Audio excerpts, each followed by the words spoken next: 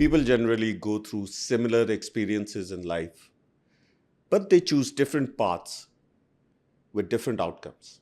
This podcast is about exploring those paths and the lessons learned along the way. Come, join us and write your own story.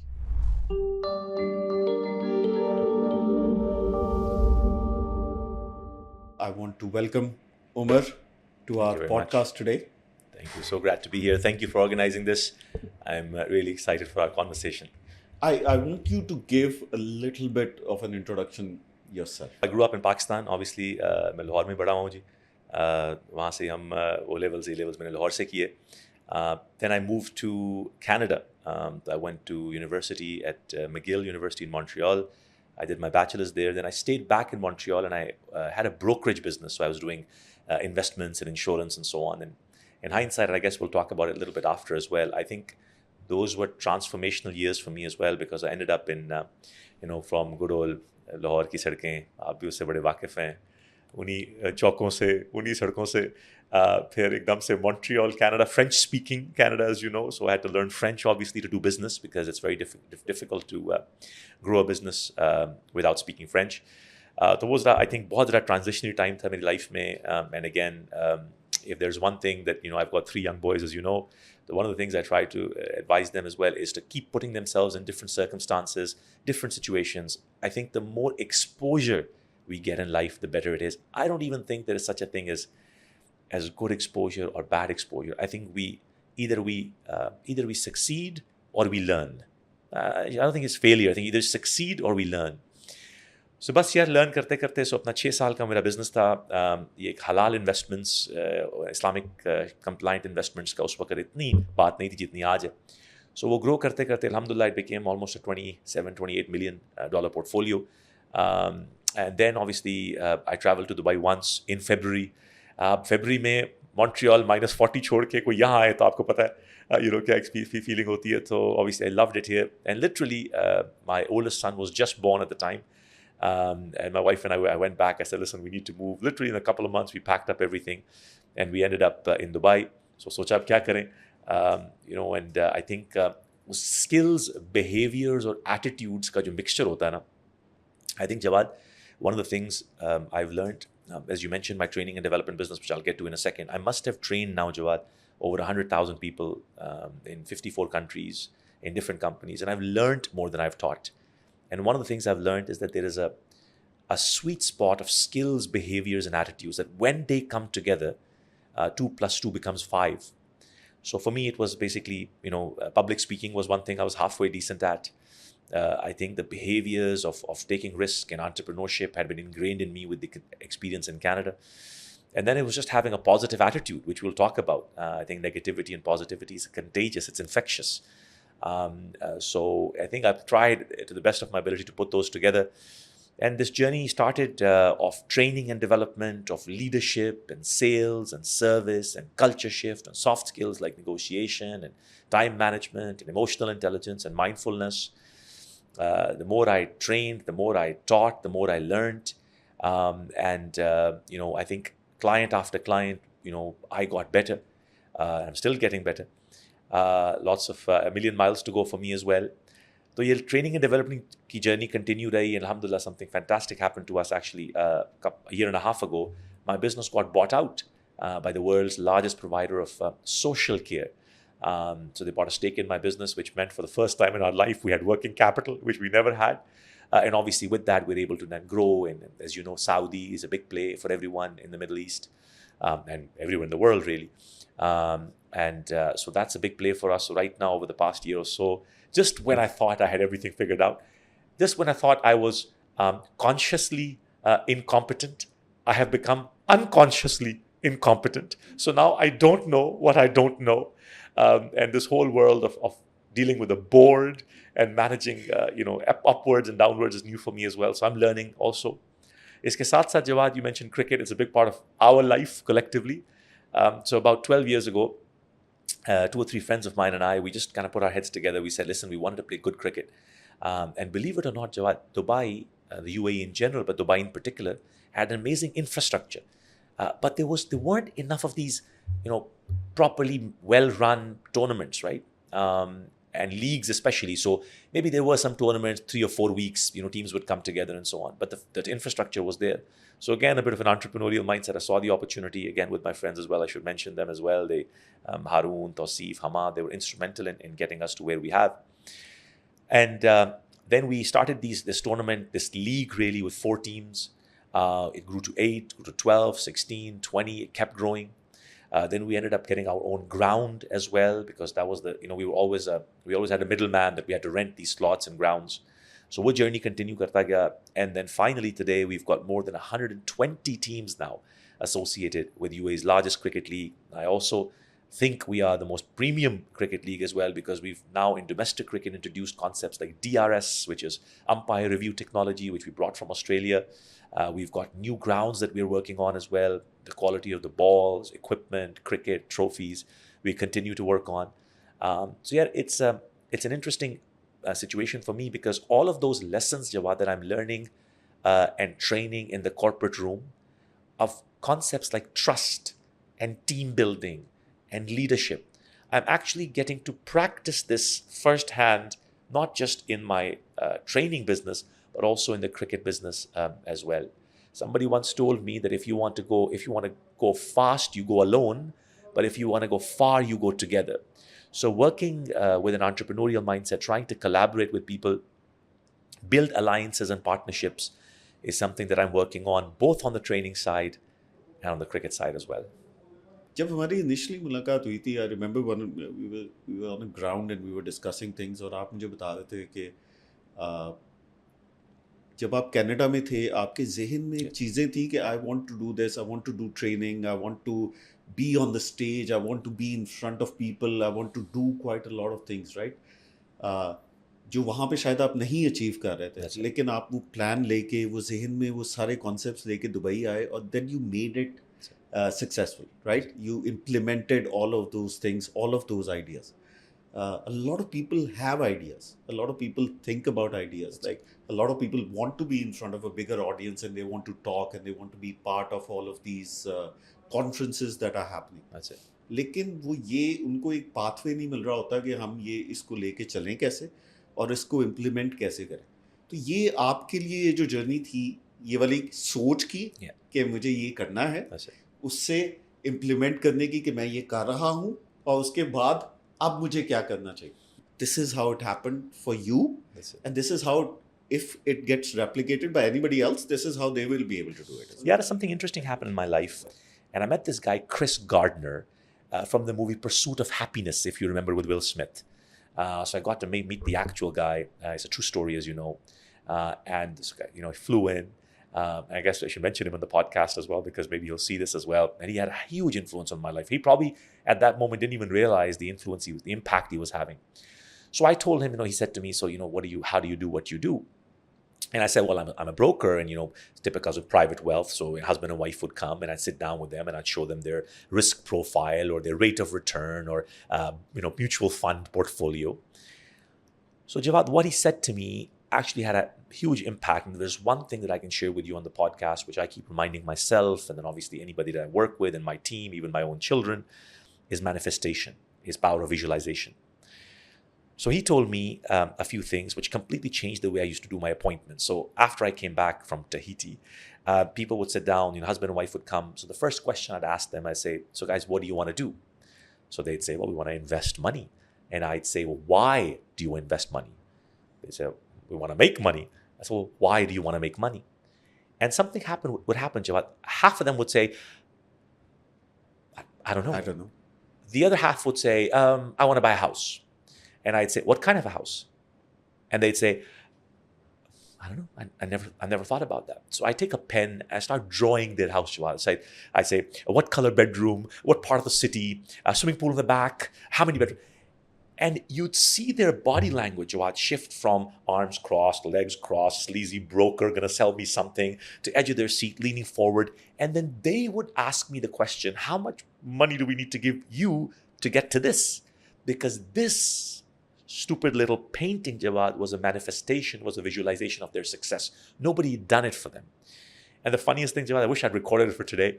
over 100 times, right? When they'd get up to leave, they'd say, can we take this little paper with us? That stupid little drawing. Because that was visualization of their success. So what I understood, Jawad, those days, was that the mutual fund, the investment, the mortgage was the painful process through which people had to go through to get to their vision of success. The vision of success was not a rate of return. The vision of success was that house where they could invite their friends and have people who'd come. And so it was a transformational moment in my life where I realized that people who have a very clear vision of what success looks like usually find a way to get there. And if we do not know what success looks like, then we will be successful and not know it. And to your point, a long-winded answer, but I think it's important to set the narrative. Because I had this in my mind, when I got to Dubai and effectively I had a clean slate, I tried to think, what would success look like? And I promise you, as honestly as I can, every single one of those things that I had visualized, right? So now I think I should have visualized maybe a private jet or something, but every one of those things I visualized in some shape, way, or form started happening. And without going too deep dive, because when it started happening, I was like, this cannot be true. There's a great book that I would advise everyone to read, The Secret by Rhonda Byrne, where she talks about the laws of attraction. So the example that she gives is that when you're thinking of buying the car that you have right now, or you were thinking of buying the car before you bought it, remember how many of those cars you started noticing on the road. Did these cars not exist before? Of course they did. But your eyes see what you allow them to see. And I think if there's one thing, again, that I like to share with people, whoever is listening, whoever will listen, is that, focusing on what we have in our life is better than focusing on what we don't have, because what you focus on becomes bigger. So people who talk about things they don't have in their life most of the time, the coffee break, the smoke break conversation becomes about the problem with the boss, the problem with the country, the problem with the economy. Their life is full of things they don't have. And people who talk about things they have in their life is full of things they have. From a Quranic reference, we know which is the more you speak about, the more zikr you make of the good things in your life, the good things grow. So just a little bit about manifestation, I guess. So what's the practical implementation of manifestation? If I wanted to say manifest a bigger business, a better relationship with my family. First of all, I think the interesting part in this is a lot of people don't know what they want. Okay? In the sense that when you say, I want a successful business, what is a successful business? I think defining that is very important. I was listening to a podcast recently, and a very famous guy. So he was doing a conference in a college, and he said, who wants to be rich? Yeah. And everybody raised their hand. Of course. And he said, how much will you have that will make you rich? And nobody had the answer to that, right? Because we are always thinking, ki ek state, it's a state of mind, ki I am rich and I've got everything, but there is no limitation to it, right? When you look at people like Elon Musk, there's going to be somebody else who's going to be richer than him very soon. And what is being rich, right? आपको success भी इसी तरीके से होती है कि success को भी आपको पहले ये समझना है कि सक्सेस है क्या. जब तक आप इसको डिफाइन नहीं कर सकते तो फिर आप उसके मैनिफेस्टेशन नहीं कर सकते. मेरी अंडरस्टैंडिंग मैनिफेस्टेशन को ये लेके है. So slight not disagreement but a caveat. I think the first stage for many of us, for our brain, because it's so underdeveloped, the right brain. I mean, you meet senior C-suite executives in boardrooms. And if the CEO says, all right, guys, I need us to come up with a creative, innovative solution to something, you see blank faces, right? Again, because we'd rather keep doing what we've done in the past. Tony Robbins says, if you work the same way for 10 years, you haven't worked 10 years, you worked your first year 10 times. And I always give the example as an interesting example because I think you can learn a lot from it. Remember Kodak? The company? Yes. Kodak? The camera. Not to judge your age or anything, or my age, but remember Kodak. So in 1997, Kodak had close to 87% of the world's market share of film. And in 2010, they declared bankruptcy, right? So there were big consultants like me in suits and ties telling them that, the digital camera is coming. So what happened to Kodak? So if you read the Harvard Business Review case studies, it's not like they did not know that the digital camera is coming. But Jawad, imagine being in that boardroom where you have 87% of the world's market share of something. You're making money, you're doing well. Imagine being the contrarian in that room who says, you know what, let's stop making film. Nobody would say it, Jawad. It's just easier to go with the flow. So to go back to what you said, I think the first bit, I think for many of us, because our brains of visualization, the areas, the muscles that we need to use are so underdeveloped, don't even bother with defining. I think that's a second stage. The second stage is to be able to define. The practical way, you asked me how it's practically done. First of all, meditation. It's a big part. Now, whether meditation comes from a spiritual perspective, whether for people it's salah or prayer or going to church or a temple or a mosque, whatever it is, or people who just practice deep breathing, what they call diaphragm breathing, which is before you go to bed, you lie down on the floor and for 15 minutes, you practice deep breathing and you keep your mind focused on the now. And when you do that, what will happen is that, as you know, in a couple of minutes, your brain will wander and it'll go on Sheikh Zayed Road, it'll go to Business Bay, it'll go to, it'll wander around, it'll go on the cricket field for people like you and I. But if you could kind of keep bringing yourself to the now, and you keep your focus on where it's supposed to be, what will happen is in a few days, your mind will not go as much. These are neural pathways that develop, which keep us in the moment. So I think that ability to stay in the moment, do the deep breathing meditation is a precursor to great manifestation. The other practical tip I can share, Jawad, is to write things down. Something magical happens, Jawad. I don't know how, I'm not smart enough to explain it. Something magical happens when you write things. You almost bring it into reality. And again, somebody taught me this stuff many, many years ago, and I started writing some of the stuff down. And sometimes when I go back and I reflect on those, I cannot believe how much of it's come true. And again, I'm not saying that everything is hunky-dory and I've got my own challenges that every business does and so on. But it's basically somewhere in my subconscious, in my preconscious brain, that there were these kind of things parked. And when I came into that fork in the road, where I had to take a left or a right, somewhere my subconscious guided me. It kept telling me, this is not how we want things to be. You're not going to end up. I believe, Jawad, Allah's greatest gift to us is between our two ears. I think it's already preconditioned to take us, the route is set. It's like the GPS map is there. We just need to kind of put in the directions and destination. But Jawad, when we get to that fork in the road, where you have to quit that job, you have to take that risk, you have to leave that relationship, you have to get into that relationship, I think that is the moment of truth.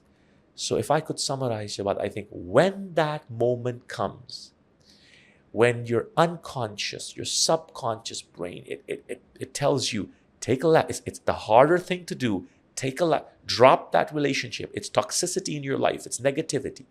Begin that job. Start that business. Go leave the country. Go somewhere. When it gives you the signal, you gotta go for it. You gotta go for it. Like, that's that moment. So you ask the difference between doing and thinking. I think it's risk-taking. It's fear management. Again, I think the tragedy of our education system is nobody's speaking about this, Jawad. Did we learn emotional intelligence in school, Jawad? No. Did we learn fear management and risk management? Did we learn creativity, innovation? Did we learn leadership in school? And subhanAllah, these days you hear people from all over the world, and especially in our country, saying, we have no leaders. Yeah, because we killed them in school. That's why we killed them in school. We've got great followers. We've got hundreds and thousands of great followers, millions. Was that 250 million? How many are we now? We're quite a few now. So we've quite a few followers, very few leaders, because we killed them in school. So practical ways to visualize manifestation is to read the books like The Secret and the Laws of Attraction, then to meditate and visualize, and then to write down what success would look like. When I write it down, do I also need to see it every day? Do I need to keep it in front of me so I know that this is my goal? You know, it's interesting. I think all of us, we don't give our brain enough credit. I actually think your brain will make you think about it. I think so you know, when you were talking about why meditation, because meditation fires up the neural pathways which allow then the visualization to take place. Because look at and I am guilty as anyone, life is so cluttered, Jawad. We're all trying to fit into our lives so much. What's the first thing we look at, Jawad, when we wake up in the morning? Our phone. Yes. What's the last thing we look at before we go to bed? Our phones. And, you know, I am absolutely 100% guilty. I was saying to someone the other day, I said, I think I have about 140 conversations every day. And you can imagine how much of that focus of mine it takes away. So I am by no means a finished product. So I am consciously incompetent. I know what I don't know. But what happens then is when the brain is fired up, the neural pathways are engaged. When you visualize, your brain already knows how to take you from where you are to where you want to be. It will send you signals. It'll tell you. You know what the signals are, Jawad? We'll struggle with sleep. We'll get edgy. We'll be horrible to be around. And Jawad, those people who are closest to us in our lives, maybe our parents, our siblings, or our loved ones, they will point out to us, Jawad, they will tell us, they'll say, you know, you're not the person you used to be. You know, you're edgy all the time. Why are you so stressed? And some people, God forbid, it manifests itself in health issues. You know, you've got most nutritionists in the world will tell you that weight gain is a direct reflection of hormonal levels. Under high levels of stress and anxiety, cortisol, your body says, you know, change is coming, winter is coming, store energy, store fat. And by the way, you know where it stores fat? Around the area of the body it wants to protect the most, like the heart and the liver. That's why you find sometimes perfectly fit people with fatty livers because they've been exposed to high levels of cortisol and stress over a long period of time. So I think when the signals are sent by the brain, and in our life we get those signals, the ability, Jawad, then to listen to those signals, right? The ability to kind of tap in to say, well, why is my wife or my kids saying what they're saying? Do I trust these people? So a little bit later on, we'll talk about relationships. And I'll tell you, again, not a finished product myself, especially when my wife listens to this, she's going to be like, what are you talking about?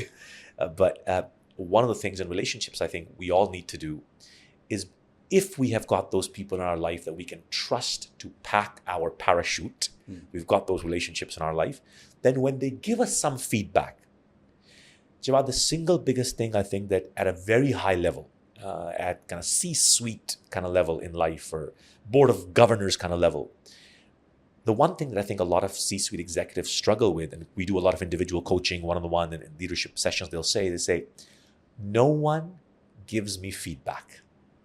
So it's lonely at the top, right? So nobody will come to the CEO and say, what are you talking about? You don't make any sense. You're making a mistake. One of my friends told me, he said, you know, I could be sitting in my boardroom and I could say in Dubai in June, I could say, it's beautiful weather outside. And people would say, Gigi said, nobody would say, are you insane? It's 50 degrees outside. But so nobody gives them feedback. So I think listening, when those moments in our life come, when we have the opportunity to take a left or a right turn, just the ability to take feedback in life from tried, tested, trusted relationships is critical. Okay, feedback, I understand where you're coming from, but मेरे ख्याल में बड़ा different scenario. In your personal life, जहाँ पे आपकी wife है, जहाँ पे आपके बच्चे हैं, जहाँ पे आपके दोस्त हैं जो आपके साथ sincere हैं, जब वो feedback देते हैं, usually people generally listen to it, or they should listen to it. जहाँ तक रही बात leadership की, that's a totally different topic, and that's where I think so I read a book called Crucial Conversations. Yeah. And that's a beautiful book, and that outlines why people will say कि हाँ जी बहुत ज़बरदस्त मौसम है बाहर जबकि it's 50 degrees outside, right? क्योंकि वो चाहते नहीं है कि किसी भी किस्म का confrontation हो, because they feel fear. I think fear is a emotion जो हमारी life को rule करता है. ठीक है, fear of failure in business, fear of marriage, failure of marriage, fear of losing a loved one, fear of losing friendships, fear of losing money. और मेरे ख्याल में ये फेयर जो है, जो हमें ये लेके चलता, इसकी वजह से हम बहुत कुछ वैसे ही खो देते हैं. तो जहाँ तक रही बात मैनिफेस्टेशन की, ब्रिंगिंग थिंग्स इन, राइट, जहाँ तक रही बात ट्रस्ट की, आपके आसपास के सर्कल है, आप उनसे ट्रस्ट एडवाइस लेते हैं, आप उनकी सुनते हैं, और आपको गट फीलिंग होती है कि I need to take a right and left, and they help, they guide you. Sometimes a lot of people come in your life that you would not even believe, and they come and they guide you and they give you answers to a lot of these different things. लेकिन fear, ये हमें drive करता है. ये हमें क्यों drive करता है? Fear, Jawad, is we think about how many fears a human child is born with. So all the research in the world shows that a human child is typically born with 3 types of fear. So we're born with the fear of loud noise, and we're born with the fear of falling, and we're born with the fear of heights. So falling is like an innate, and fear of drowning. Most other fears we have learned. Fear of rejection, fear of loss, fear of public speaking, which I read the other day, ranks higher than the fear of burning to death, or some people fear of public speaking, and fear of failure. We were not born with it, we learned it. The good news is because we learned it, we can unlearn it as well. So yeah, your fear management, what a big conversation. The Fortune 500 companies, the largest 500 companies in the world, their CEOs were recently asked the question, okay, what's the one thing that's missing in your boardroom? What's the one thing that you'd like to see from your C-suite? Would you believe they didn't say ethics or strategy or agility, or they said we need risk takers and decision makers. They said our boardroom's full of people where nobody wants to make a decision anymore. And they make a decision, they say, whose decision? Management decision, right? So nobody says, I make the call, and, if it's successful, and we succeed, and if not, and so on. And I think if you look at places like Dubai, and now Saudi, and so on, I think one thing that is brilliant in these places. So when I travel the world, people ask me, why are you running your business out of the UAE? And I often say that I think UAE is an absolute masterclass in leadership. I think the one thing they do so well is lead with vision and with positivity and inspiration. So to go back to fear management, I think it is a conversation that we should be having, that entrepreneurs need to be coached on as well. And I will also tell you, Jawad, in my experience, so much of fear is self-created. Like, look at our lives. Like, if you think back 5 years ago, the things that used to bother you, the things that would make you lose sleep, now ain't so bad, right? Ain't so bad. Like, imagine the first time you hear some bad news, right? That first instant, like, oh my God, my life is, oh my God, it's all over, right? And after even a few hours, after a few days, you're like, it's not so bad. Yeah. Because we have an incredible ability as human beings. And Oprah Winfrey championed a great article called The Grit Factor by the Greenleaf Institute, where they talk about resilience. And as we talk about energy levels here in a second, I'll talk about a level of energy which allows us to hit that level of resilience where the highs are not so high, the lows are not so low. And one more thing about fear. It's a cultural thing. It's an environment thing. So if you put children in an environment where they're fearful of trying new things, and if they fail, their failures are highlighted as opposed to their successes. And we as parents and as teachers or as managers don't walk around trying to catch people doing something right. We walk around trying to catch them doing something wrong. That fear of failure becomes so high, Jawad, it's paralysis at times. It's like the cement goes up people's legs so much that it's so difficult to pivot. Then, where people say things like, अब इस उम्र में मैं ये तो नहीं कर सकता, देखो बच्चे हैं, इनके बिल्स हैं, इनकी फीस हैं, मैं रिस्क नहीं ले सकता. बट एक सेकंड के लिए, और ये मैं अपने आप से भी बात करता रहता हूँ, अगर हम just replay what we are saying. What we are saying is that I have such fear of failure that I'd rather keep doing the same thing yet expect different results. does that make any logical sense? Einstein ने क्या कहा? The definition of insanity is doing the same thing over and over again, expecting different results. तो I think ये conditioning है fear की, awareness है, environment का बहुत रोल प्ले करता है.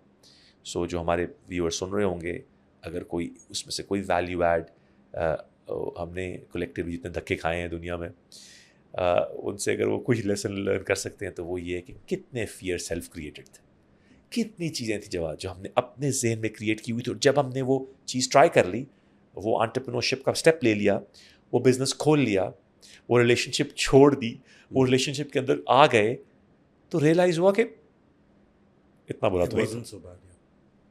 लेकिन so it's a very interesting point, but from a concept of leadership, because I've worked in a lot of different organizations and I've gone through a lot Countries of as different well. countries, regions, a lot of different leadership styles as well of different people leading.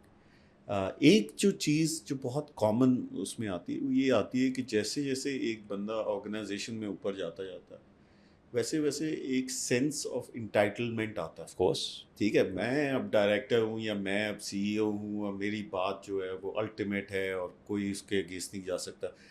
अच्छा, उसमें क्या होता है, उसमें कुछ लोग हैं जो आपको ओपिनियन देते हैं, लेकिन आप उनको बड़ा स्ट्रिक्टली उस ओपिनियन पे झाड़ देते हैं. You tell them that no, this is what I want to do, this is how we will do it.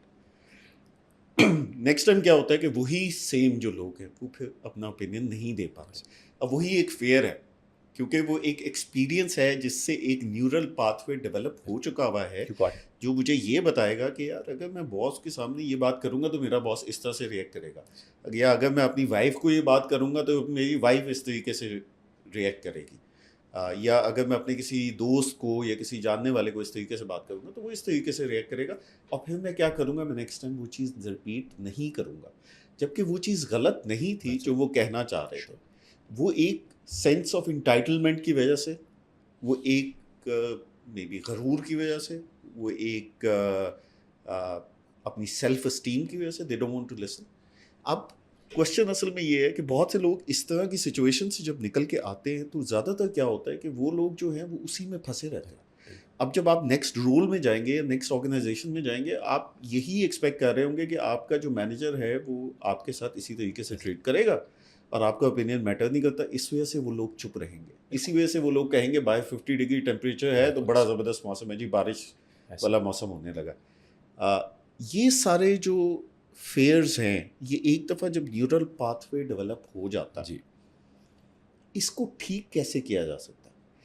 एक क्वेश्चन ये है कि इसको ठीक कैसे किया जा सकता है. दूसरा क्वेश्चन ये है कि एक आइडियल ऑर्गेनाइजेशन में जहाँ पे आप फ्री फ्लो ऑफ इंफॉर्मेशन चाहते हैं, फ्री फ्लो ऑफ आइडियाज़ चाहते हैं, जहाँ पे आपको ये चीज़ें इन चीज़ों को रोकना नहीं चाहिए, बिहेवियर्स को रोकना नहीं चाहिए.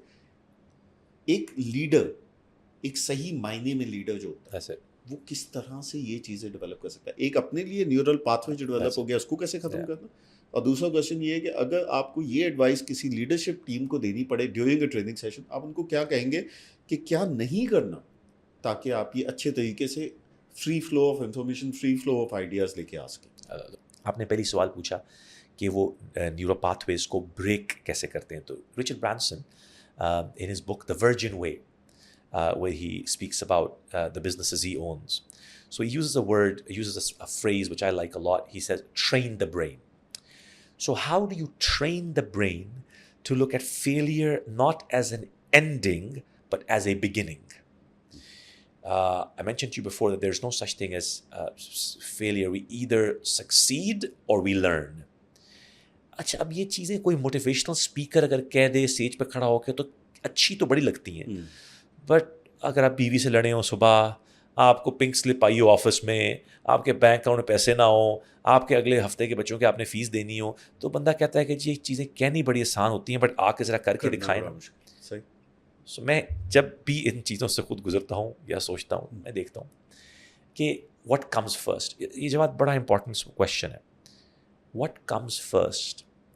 Do mindset shifts create skill set shifts and then change our reality? Or does our reality change and then mindsets shift and change. तो ये तो catch 22 है. मेरा belief ये है, it's the other way around. Mindsets shift. They create into our lives those skill sets. अब आप अगर जवाद का mindset entrepreneurial हो गया है, तो वो एरियाज जो जवाद कभी सोचता था कि मैं पॉडकास्ट करूँगा, मैं उसके लिए फिर स्किल सेट भी इवॉल्व करना पड़ा. उसके अंदर फिर आपकी रियलिटी चेंज हो गई, and you will keep attracting people into your life who have the same kind of energy levels and visualization as you do. So एक तो train the brain, conscious awareness, feedback, having a coach, somebody in our life who can point out those blind spots. Because there are things about us that we don't know and other people don't know. There are things about us that other people know, we don't know. So I think ये चीज़ें बड़ी important है, train the brain. अच्छा, दूसरी side पे आते हैं हम, जो आपने दूसरी बात की, leadership. Jawad is a topic, is a subject that I spend a lot of time on, and I try to figure out, because I think there's a lot of misunderstanding in the corporate world, at least, the difference between leadership and management. We know that not every manager is a leader, and not every leader is a manager. So people like Ken Blanchard and John Cotter and so many people have written books on the topics of servant leadership and leaders eat last, and this element of putting yourself after your interests. So your self-orientation has to be less when you're a leader. So, but something very interesting you asked, and I think again, if you allow me to, I'll just draw a link between religious context as well, because at least for me, that shapes a lot of my decision making. My worldview is shaped by Islamic values and context, and I think it should be even more, but it's a journey for me. So I look at, for example, as I mentioned to you, humility. And if there's the key word, Jawad, is humility. You mentioned how, for example, leaders create an environment in their offices or in their own head where just because they've had a certain experience, just because they've done things a certain way, then, preconditioning works that, if I'll do it again, then the same results will come back. And the same thing happens in our life as well. We convince ourselves that, history repeats itself. And, just because हम तो हैं ही ऐसे, हम इस situation से निकल नहीं सकते, इसको कहते हैं जवाब deficit based language. So some people, they'll start using deficit based language. They'll start saying things like, it can't happen, it won't happen, it'll never happen. And it becomes a self-fulfilling prophecy, right? अगर आप, if the soundtrack in our life becomes कि ये चीज़ हो नहीं सकती, या मैं वो सेल कर नहीं सकता, या मैं वो बिजनेस डेवलप कर नहीं सकता, the chances of it actually happening are so minimal. Our body language conspires to make things happen, right? People are masters of reading body language. The last sense to fully develop for a human child, we can taste and touch and feel and hear from an early age. Sense of speaking takes time, as you know, it takes 3-4 years. So we've become masters of reading body language. The moment somebody walks into a room, we already kind of have reading the body signals. Parents walk into the room, children are like, today is good day, bad day. A manager walks into the room, employees are like, aaj puchu, na puchu, and so on. So we're masters of reading body language. So you can't fake it. You can fake it till you make it, but sooner or later people find out. So leadership के element में मैं आपको vulnerability का बताना है, humility का बताना है.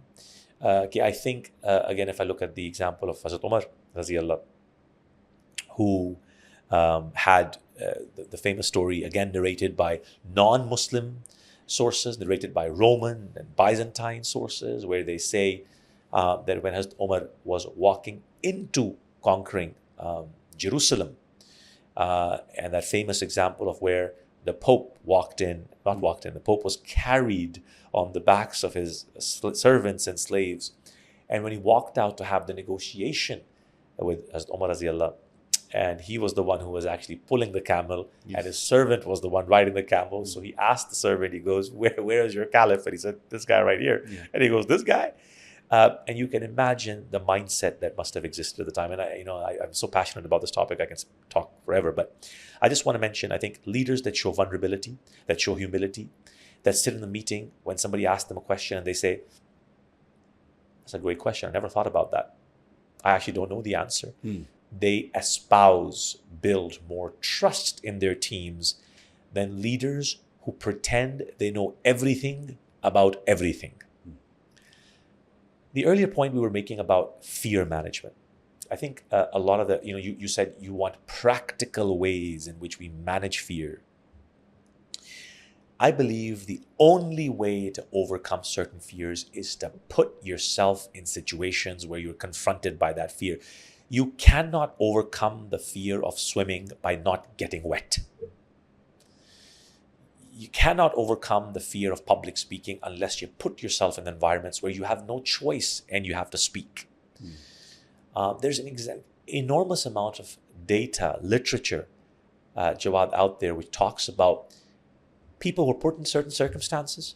That mother who was put in a circumstance where she had to walk 20 kilometers to help her son or a child or her daughter, and she did it. Laws of gravity and laws of human physics were changed and defined, were changed by people who put themselves in certain situations. I think we collectively, no one knows the power of the human mind, power of the human body even. So I think we just have to put ourselves in situations where those fears, they come out. Because we just spoke earlier that once you get over a fear, you realize it's not so bad. And would we all agree, for those of us, for those of our viewers who will be listening, think back to the time where you moved a country, you moved a city, you started a new job, started a new business. How tough it seemed in the beginning. And once you did it, the next time you had to do it, not so bad, right? Not so bad. What happens? Habit creation. There's a concept, Jawad, called ritual plasticity, which says that habits get formed in 21 days, plus minus 3 weeks to break an old habit, 21 days to experiment, muddle through a new habit, and then 21 days to ferment, to cement that habit. So it takes about 2 months or so, plus minus, for habits to get created. Now, here's the interesting part. When that habit gets created, going to the gym, listening to podcasts, reading, any habit, when those habits get created in a couple of months, Jawad, it actually takes more energy and effort to break the habit than to create it. So your body will make you physically get up and go to the gym. Your mind will challenge you. It won't go to sleep until it's had that cognitive stimulation. It'll make you read that extra page or that extra book and so on. Again, from a spiritual perspective, वो कहते हैं जवाद कि नमाज पहले आदत बनती है फिर इबादत बनती है. क्या समझ आई हमें कि पहले वो चीज़ करनी पड़ती है, पहले वो एफर्ट करना पड़ता है, पहले कुछ टाइम नमाज पढ़नी पड़ती है, ऐसे कुछ समझ नहीं आ रही, खलो के 2-2 घंटे लग गए ने, तरावियां पढ़ रहे हैं, ऐसी कुछ समझ नहीं आ रही. We have to do it for something to happen, for a switch to go off. So just on that point of practical ways in which you overcome fear or create a habit, number one, you just got to do it. Just got to do it. Number two, sticking through it, resilience, the ability to connect and to push through. And then finally, the ability, the mindset, the environment to not look at failure as an ending, but as a beginning, to be able to ask ourselves the question, so what? क्या कहते हैं कि हम ना बाज आएंगे, मोहब्बत से जान जाएगी और क्या होगा. So what's the worst? इसमें एक और बड़ा इंटरेस्टिंग एस्पेक्ट ये भी है मेरे ख्याल में. बहुत से टाइम पे ना वी डोंट रियलाइज कि अगर हम किसी चीज़ के फेयर में हैं तो अगला बंदा भी किसी चीज़ के फेयर में. और ये एक ऐसी वबा है जो हर किसी में हर जगह पे फैली हुई है. तो मेरे ख्याल में I think one of the best things that we can do is try to understand, like if you are fearful of your boss और if you are fearful of somebody, I think what the best thing to do is to understand what are they fearful of, and try to help them not be fearful of those things, right? एक अगर आपका manager जो है he is fearful कि एक senior management की meeting में you will be able to dominate and then he will look bad in front of his senior management. If you understand that fear of his, you can still say whatever you want to say, but then say, he guided me through this to learn this. And then you kind of get respect till the point that he starts saying कि यार जो दिल करता है बोल, you don't need to say कि जी मेरी वजह से है. मेरे ख्याल में ये भी एक बड़ा अच्छा तरीका हो सकता है. हम लोग अपने फेयर्स में इतना ज़्यादा घुस जाते हैं कि हमें कुछ और नज़र नहीं आता. हमें आसपास की चीज़ें शायद नज़र नहीं आती. Isn't it true for most things in life? One of the ways to get over your own inhibitions is to help people get over theirs. Yeah. You help other people succeed. It's the laws of attraction. The universe conspires. So Jawad, they did these blood tests on people who committed random acts of kindness, right? So they held the door open for somebody as they were about to walk in, or, they called their parents to tell them how much they loved them, or they called their old friend to tell them how proud they are of what they'd achieved. So they did blood tests on people who had committed those acts of kindness and people who received those acts of kindness. Would you believe that the level of dopamine, endorphins, and serotonin, and oxytocin, the happiness hormones, were higher in the blood of people who committed the act of kindness than those who received it? So calling your parents to tell them how much you love them made you feel happier than them. The more we gave, the better we felt. And again, linking it to a religious perspective. In our religion, the concept of sadaqah, the concept of giving, but it doesn't have to be money. It could be a smile. It could be positivity. It could be appreciation. The more you give, the better you feel. And this logic goes completely against what our materialistic world tells us, that the more we have, the better we feel. So, I want to address something we spoke about earlier, which is, okay, Omar, okay. All of this stuff is great. When I get around to do it, so okay, I listen to a podcast and I get inspired. मुझे लगता है कि अब मैं जाके दुनिया बदल दूंगा. मेरा फ़ोन बजता है, मेरी बीवी मेरे से लड़ रही है, मेरे बच्चे मेरी बात नहीं सुन रहे, मेरे बिल पूरे नहीं हो रहे, मेरा बॉस एक नेगेटिव इंडिविजुअल है जो कि मेरी ज़िंदगी में टॉक्सिसिटी ला रहा है. अजाब बनाई हुई ज़िंदगी. अजाब बनी हुई ज़िंदगी. तो ये किसी अच्छे से महंगे से रेस्टोरेंट में चाय के ऊपर बातें तो अच्छी लगती हैं, मगर जब practically the rubber hits the road, तो वो जो the impact it has on me, it's so hard, it's so heavy on me. तो उसके लिए Jawad, a thing that has had a transformational impact on my life, and for many, many people who are in this world, again, who are consciously incompetent, is the concept of energy levels. जिसको वो कहते हैं आजकल evolutionary management. ठीक है? Integral theory. अगर किसी ने ये पहले नहीं सुनी तो सबसे पहले मैंने आपको बताया था, क्योंकि 3-4 साल के बाद सब इसके बारे में बात कर रहे होंगे, जैसे कि इमोशनल इंटेलिजेंस के बारे में, माइंडफुलनेस के बारे में, अब सब बात करते हैं. 4 लेवल्स हैं जवाद एनर्जी के.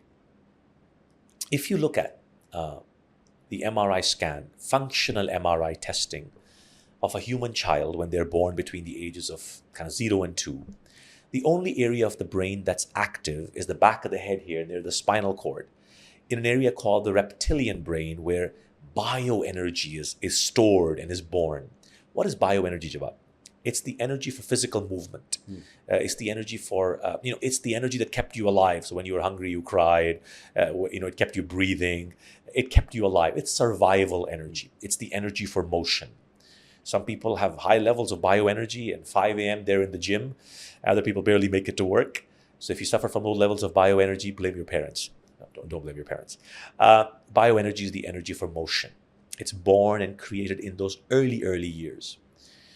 Then, Jawad, if you look at the MRI scan of a human brain between the ages of 2 and 6, the only area of the brain that's active is what they call the core center of the brain in the limbic system, where emotional energy is born.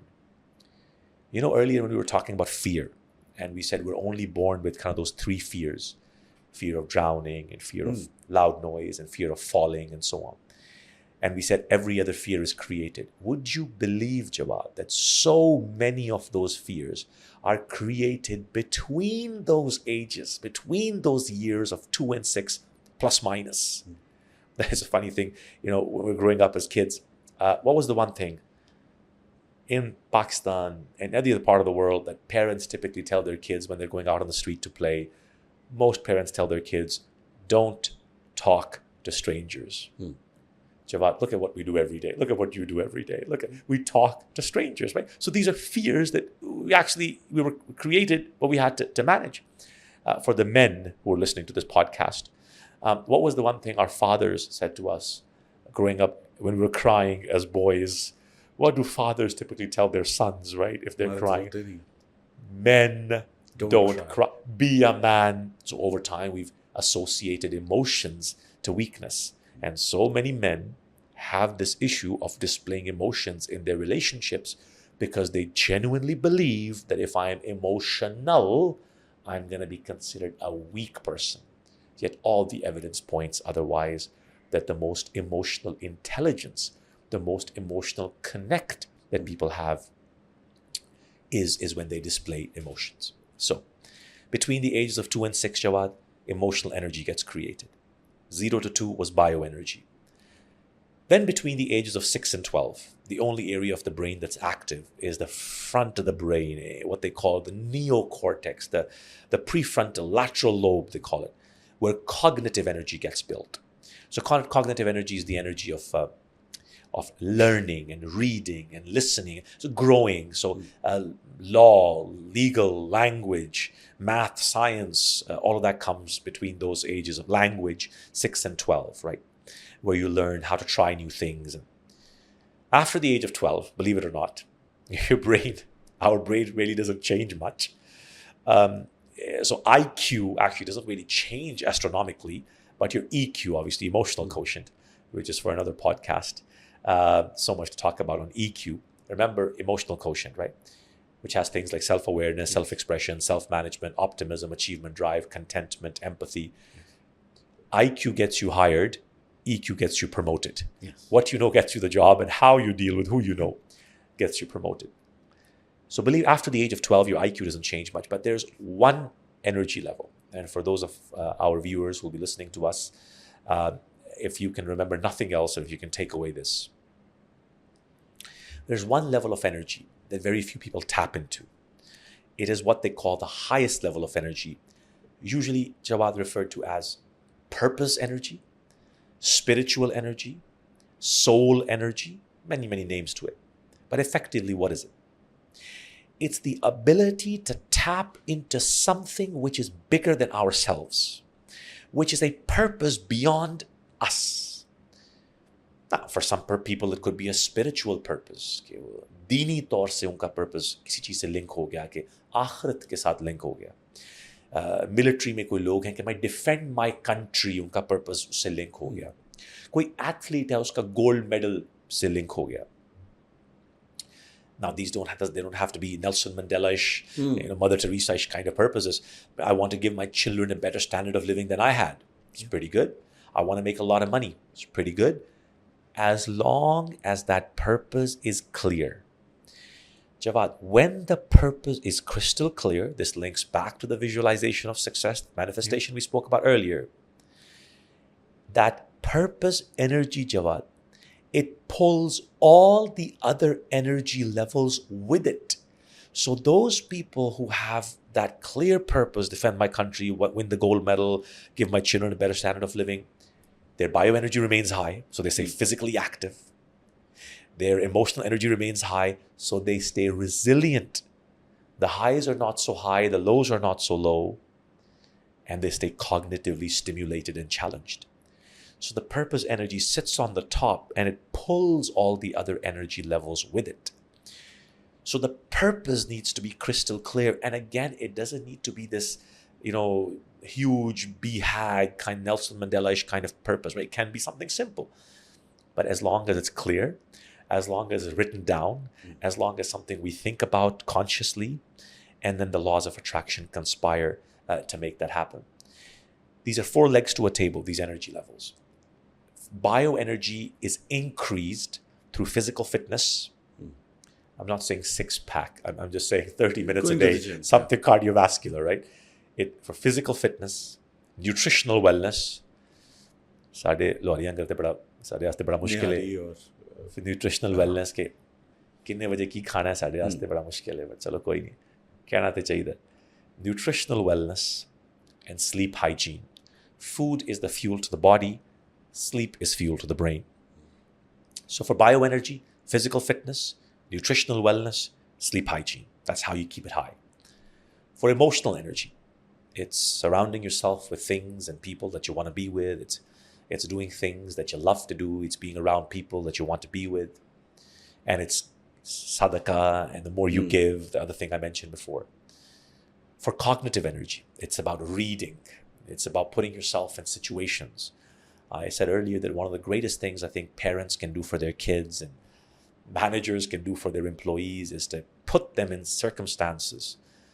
If you work in an organization where you've been working in the same function, maybe to ask your management to give you cross-functional learning, to go try something in another company. So cross-organizational learning now in the UAE is a big trend as well, where you go work somewhere else in another organization for 6 months. You got seconded to somewhere else because they're learning. This is how we learn. So for cognitive energy, it's about reading, listening, learning. Basically, not fixing one nut every day, not doing the same thing. That's how your cognitive energy remains high. So bioenergy needs to remain high. Emotional energy needs to remain high. Cognitive energy needs to remain high. These are 4 legs to a table. And when that 4th leg comes in with purpose and that purpose becomes clear, it is incredible, Jawad, the level of energy people have. They walk into a room and they lift the energy levels of those in the room. Maybe we've all met people like that. They walk into a boardroom and boom, they lift the energy levels. You're one of them. Thank you so much. And other times we meet people in our life who take the energy, who suck the energy Yeah. out of our lives Totally. as well, right? So the ability then to tap into these energy levels, that had a transformational impact in my life, where I realized, and again, a work in progress, of course, for me as well, but I just every day just need to be aware of my bioenergy. I need to be aware of my emotional energy, of my cognitive energy, and is it aligned with my purpose? Remember the example of the janitor at NASA cleaning the floor. They said, "What are you doing here at NASA?" He said, "I'm sending a man to the moon." So his purpose got aligned with his organizational purpose. Jawad, I've been in the region now 13, 14 years. And I've spoken at so many conferences where the topic becomes employee engagement. Today in the UAE, we are suffering from low levels of employee engagement. Globally, it's the lowest levels we've ever seen. In a recent survey, 25% of all people were at work looking for other work. Yes. We already have the great resignation in the US, where people have left their $20 an hour jobs to go work $16 an hour jobs for better work-life balance and better mental health and wellness and so on. So globally, we are seeing a huge transition in levels of employee engagement, because those things that other people thought important for years was considered the cornerstone through which you develop and grow. People don't want that anymore. By the end of this year, close to 75 to 80% of the global workforce will be millennials. Millennials people, meaning people born after 1980, like you and I. No, I missed that boat because it's 1982. Just on the other side. So millennials, right? Then we've got Zoomers now. Can you believe, Jawad, Zoomers entering the workforce? People born after 2000, they're 24 years old, right? They're applying for jobs. And then the Generation Alpha. The average attention span of a millennial is 8 seconds. Gallup did a survey where they tracked from 1982 for how long a middle manager holds on to the same job in the same company. So in 1982, it used to be about 6 years that somebody held on to the same job in the same company. In 2018, it was 1.6 years. Every HR conference that I speak at, the topics are now about employee retention. So how do we keep our employees? Because our organizations can't hold on to talent. They can't hold on to their stars, Jawad, because they want to become stars somewhere else. So, the only way we know how to engage top talent is how to keep people focused, is to elevate mindsets beyond the typical left brain, transactional, KPI, smart objective kind of stuff to more right brain, creative, emotionally intelligent, purpose filled, KRA, smarter objective leadership. In left brain transactional thinking, managers walk around trying to catch their employees doing something wrong.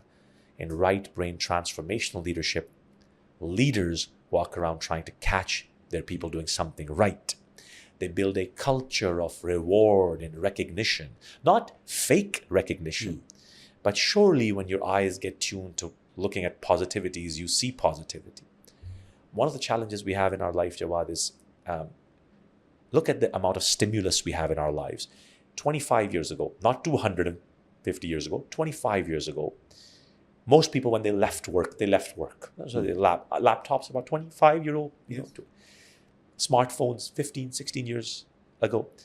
So now we have access to constant stimulation. Most people who are listening to our podcast, they're constantly stimulated. Their emails are buzzing at 10, 11 p.m. at night. And the first thing they look at when they wake up is their phone. And the last thing they look at is their phone. And we're constantly bombarded. We are the first generation in human history that has access to so much information on our fingertips.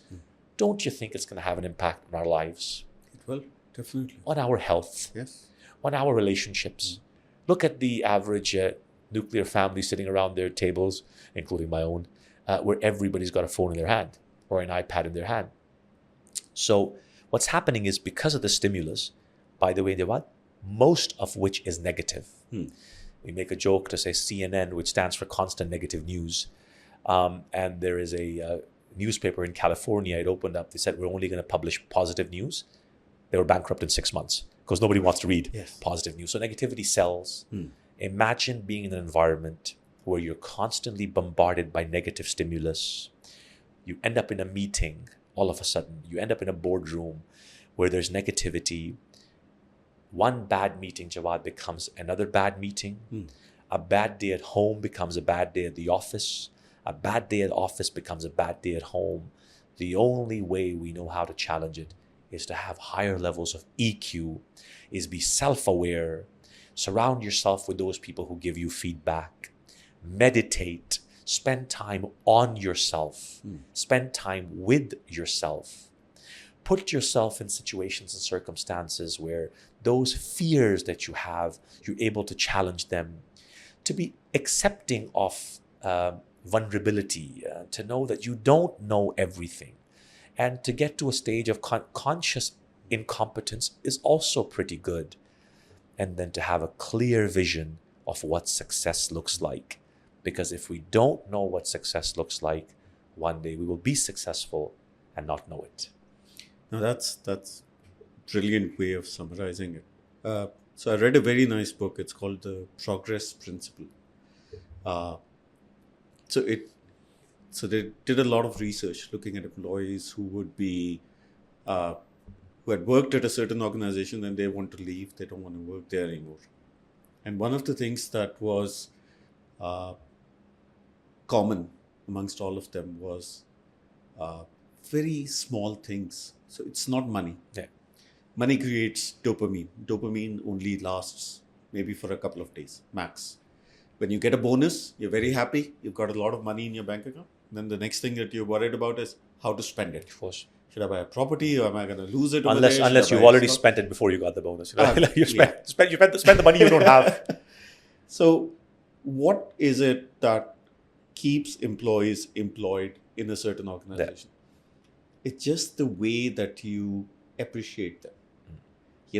You engage them. And this is what Progress Principle talks about. It's a beautiful book and it's based on a lot of research. So there are a couple of things that you need to do. First of all, what you need to do is engage your people into decision making. It's empowerment, yeah. Right?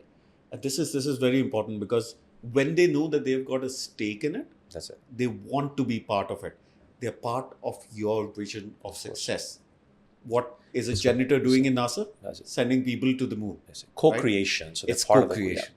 The second thing is appreciate small wins, Yeah. right? And try to understand that people are people. They will make mistakes. Yeah. People will do at certain times, they will behave in a certain way, which is very natural of being a human being. That's it. And what we need to do is we need to handle that in a situational way, not by punishing them, Yeah. but by guiding them as to what is another better way of actually doing this. Fear is driving our workforce Yeah. at this Of point in course it time. is. Of course. यही वजह है कि बहुत से लोग छोड़ के दूसरी ऑर्गेनाइजेशंस में जाते हैं क्योंकि वो ये सोचते हैं कि दूसरी ऑर्गेनाइजेशंस में उनको डिफरेंट मैनेजमेंट मिलेगी लेकिन उनको नहीं मिलती. The grass is greener on the other side for the first 6 feet. For the first 6 weeks, yes. And after that, it's exactly the same.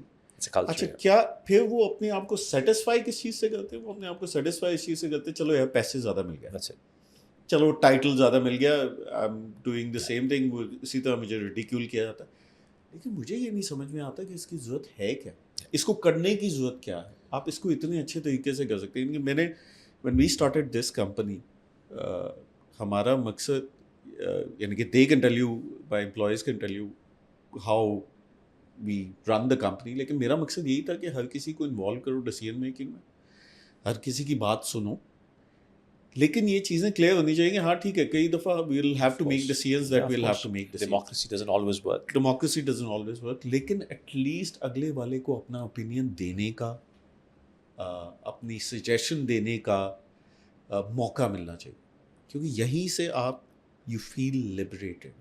You don't feel like something is being pushed down your throat. I think the worst feeling that you'll get is when a manager comes in and he says, do this, and you say, okay, I'll do it, but can we do this in this way and it'll be much better? No, do this. That's it. I think that's the worst feeling ever. I had a very difficult experience where I joined a bank as a risk manager, somebody who would help them implement risk-based systems. And the first task that was given to me was they gave me a big file with a lot of papers in it, right? Folder, a huge folder with a lot of papers on it. And they said, look at these numbers, the account numbers, and look at the account numbers on the screen and just tick them. Yeah. Right? कि वो match हो रहा है कि नहीं हो रहा. And first time in my life, my eye started twitching. And I didn't know what was going on. I was like, why is my eye twitching? Is there something wrong with me? And then I realized it was all because of that stress of looking at that screen and looking at that number and looking at that folder and doing this number and knowing that this is worth nothing. Absolutely. And my skill set is not being used at all. But that is the work that was given. Uska end result kya hua? I just ticked right through it. I said, yeah, everything is fine. Le lo yaar. Iska koi fayda nahi hai. There was no buy-in. Look, a couple of points on this. The reason why we are at a crossroad, we really are as a society, we're at a crossroad. For 100 years, we had a resource deficit economy. So, people needed, oil to just draw, or steam engines to make us move. So it was a resource deficit economy. Then it became a money deficit economy. So people were conditioned, people were inspired and motivated by money and so on. I believe, Jawad, we're living in an attention deficit economy. Our minds and our brains are so scattered. And I'm just talking about middle manager level. Interesting you mentioned, why people would leave a job and so on. Money, you said, is not the top reason. Obviously, at a middle manager level and above, because the lower you go, then the, Maslow's kind of, survival is important. So every dirham or every dollar, every rupee becomes expensive, but it becomes important. But at a middle to senior level management, money was not even in the top 3. The biggest drivers to people having fulfilling and aspiring careers, where they not only were inspired themselves, they inspired other people as well, were the things you mentioned. It was recognition, it was value. In fact, the actual survey that was done, the language says, people said we wanted to be a winning member of a winning team. So both things were important. They wanted to be a winning member of a winning team. So they didn't want to be part of a loser team either, right? So they wanted the company to do well. They wanted their organization to do well. They wanted others to do well as well. But of course, they wanted to feel valued and appreciated. And to this day, Jawad, I tell you, every day I'm training and I'm in boardrooms and I'm delivering these sessions to different organizations in different industries, in banking, aviation, pharma, retail. And I can tell you, to this day, I myself cannot believe that we've got senior people with 20, 30, 40 years of leadership experience who still don't get it. They still don't get the fact that leading people purely by bottom line, leading people by results, not the journey, but the destination, doesn't bring out the best in people. Every research that we do tells us that those people who go to work to achieve, to check a box, to do KPIs, and they're measured by how many calls you made, how many appointments you booked, how many sales you closed, their willingness and desire and creativity and innovation and empowerment and enablement and buy-in is completely different than those who go to work and they're part of the decision-making process. Before a change happens, they're asked, what do you think? Even if the decision's already made, the moment you ask someone, what do you think, all of a sudden, their willingness and to be able to be part of that is very high. And last point on this is, there are so many change management initiatives that organizations take. So they'll spend millions of dirhams and they'll hire the best consultancies and they'll ask people to come in. They ask us to come in and do transformational work, right? It becomes big posters in a boardroom somewhere where they say we need to embed values in our organization. We need to have the vision embedded and so on. Change, cost cutting. You know why most change initiatives don't work? In a very simple way, is those people who are impacted by the change do not know why the change is happening. And even if in some memo they find out why the change is happening, they have no part to play in it. There's no buy-in. In fact, Jawad, they do as much effort, they put in as much energy as they can to sabotage the change, just so they can prove, I told you it won't work. I told you, what was wrong with the way we used to do it before? See, these forms don't work. This software doesn't work. Why the new department? Why the restructuring? If the same amount of energy and effort they'd put in to making the change happen, it would work. It would happen. It would work. But they put so much energy into sabotaging it. That's why so many mergers and acquisitions. In a survey, 70%, they said, of global mergers and acquisitions don't work. By don't work, I mean, they don't. It's not like the companies fall apart. It's just they don't live up to the desired reason for which companies merged, is because of poor communication, poor vision alignment, not focusing enough on people, focusing more on product and processes, not aligning values. I think these are the most important conversations. Thank you, Umar, for sitting with us, for giving us all of this knowledge, sharing it with everybody on the podcast, with us as well. It's always a pleasure meeting you, sitting down with you.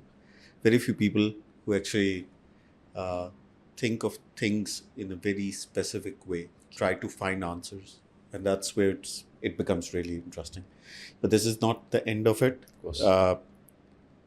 We would love to have you back. I want to discuss about trust, how to create trust, how to build trust, how to maintain trust. I want to talk about time management. I think this is a topic that is extremely, extremely important. I want to talk about energy levels. I see that you've got amazing energy levels. You're always active. You're always responding to people. So there are a lot of topics, and I want to do a separate session on spirituality. There were a lot of things that you've been discussing, and a lot of things that you're bringing spirituality into it. I think spirituality in itself is a totally separate discussion that I would love to have with you, especially considering that you go for Umrah all the time. You have a house in Medina next to the mosque. So I think what will be extremely valuable is to understand how does one reach a certain stage where things become easier, and to find those answers, the same answers that we have all been looking for, the same answers that scientifically we have been looking at, progress principles Of and course. crucial conversations and how to negotiate and how Growth to do all that mindset, growth mindset. neuroscience. And all of these have already been answered They have. from a religious Of course perspective. they have. Of course they have. And this is where I think it's going to be a longer session. It's going to be a course. different session, and we're going to talk about spirituality. But it was wonderful having you on the podcast. This is our first podcast, and I'm really glad that we started off with somebody like you. Thank you so much. And thank you for joining us. I've got a small gift for you No need. for giving us this opportunity. I'm really grateful that you came in. Very nice. Thank you so much. Anytime, it'll be my pleasure. Jawad, sometimes in these podcasts, it's not about having the right answers. It's just about asking the right questions. My hope is that anybody who listens to this, they get a different perspective on things. And it's not the right perspective or the wrong perspective, but it's a different perspective on how do we become better versions of ourselves. That is effectively the motto in life, is how do we become better versions of ourselves. So this is not obviously the last. This is just the beginning, and we hope to see you soon. Thank you so much. We have gone through this journey, right?